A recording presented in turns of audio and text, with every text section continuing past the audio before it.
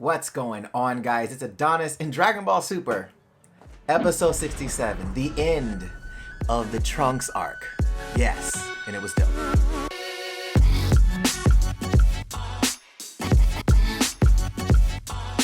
Now, there were some, speculation about what was going to go on in this episode. We knew that zen-oh was going to pop up, but we didn't know how or why. We now find out that he comes because, Zamasu's not dead still. He leaves his body and he's kind of just, his spirit is all over the place, essentially. Takes over the planet and is trying to kind of fuse with the universe? What? Now, at this point in time, it's one of those things where you're not really sure, is he, Beerus strength level? Is he Whis strength level? We're not really sure. But it was just one of those things where it's like, damn, like, how do you even kill this guy? Obviously he's immortal, but, like, it was just the level of which his power kept evolving, which was a little bit strange to me. But we see Goku trying to reach for a senzu bean, pulls out the button that basically calls for zen-oh, and the zen-oh of that timeline shows up. Now, the question that popped into my head was, does he just have these buttons lying around that says, hey, like, this is my button, so when you hit it, I always pop up? Like, does he just have a button for certain people to call on him? Like, I was just a little confused on how he hit the button and the zen-oh from that timeline popped up and not the zen-oh from the other timeline. I was just a little confused on how that worked. But we basically saw zen-oh kind of erase everything. They had to basically leave and go back to the past.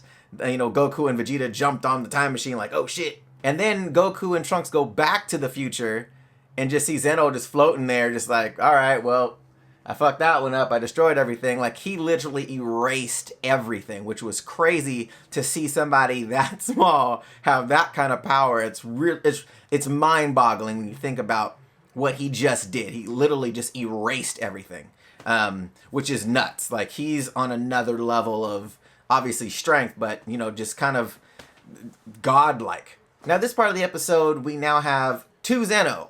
He takes the future zen-oh and brings them to the palace of the present day zen-oh, introduces them to each other, and now they have a play friend, which was cool. I thought that was, kind of like a cute thing to do. I'm not 100% sure if that's, like, effective. Now you have two Omni Kings. A little strange. And the other thing, too, they were talking about the God of Destruction in Universe 7 being Beerus. Where is the God of Destruction in Universe 10? Like, where is he at? And it seems as if Gowasu, like, he was apologizing to Beerus, and I was just kind of like, why, where is your God of Destruction at? Like, where is he at? Like, I'm so confused about that, and why Beerus and Whis have to kind of go and kill Zamasu in another universe. Like, I'm just confused on that concept. It didn't really make sense to me. Now, we did find out that the guy that has the white hair on zen-oh's planet, let me know in the comment section down below what his name is. I keep forgetting. But he's actually Whis' dad, and they're both angels. So that was pretty dope. We actually found out who Whis, or what Whis actually is. So I'm really interested now to see, do we see other angels? Are they going to explain more about that? Do they fight at all? Do they protect anybody at all? Who knows? When Trunks is about to leave, Whis is explaining to him, we can go back and kind of, kill Zamasu before he actually attacks the planet as Goku Black and all of this. It will obviously create a new timeline that they would have to go back to now. And now there'll be another Trunks and another Mai in that timeline, which doesn't make a lot of sense having both of them in the same timeline, but they're okay with it. So it's just a little strange to me. It's like, dang, like, they're okay with going to another timeline that they're already in, and they don't see an issue with it. I don't know. It's just weird. It's weird.